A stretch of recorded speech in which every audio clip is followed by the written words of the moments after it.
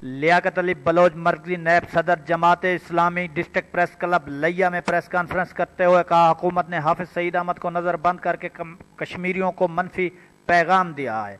उन्होंने मुतालबा किया कि हाफिज सईद की नज़रबंदी फौरी तौर पर ख़त्म की जाए।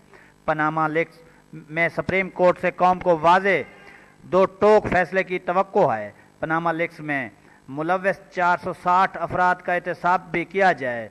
नैब सदर जमात इस्लामी ने कहा, करप्शन ने तमाम कौमी इदारे तबाह कर दिए हैं और इक़्तिदार पर काबिज रहने की करप्शन के बहस बल्दियाती इदारों को अख्तियारात ना देकर मफलूज बना दिया गया है।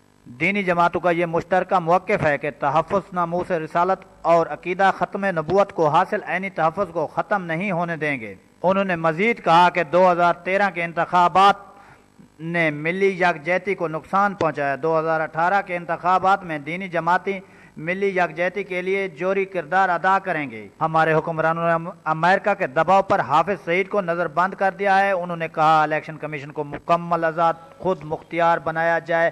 5% नशिस्तें ख़वातीन के लिए मुख्तस करना इंतखाबी इस्लाहात नहीं हो सकेंगी। कैमरा टीम के हमरा मलिक फैज़ बुल्लार, पाक न्यूज़ लिया।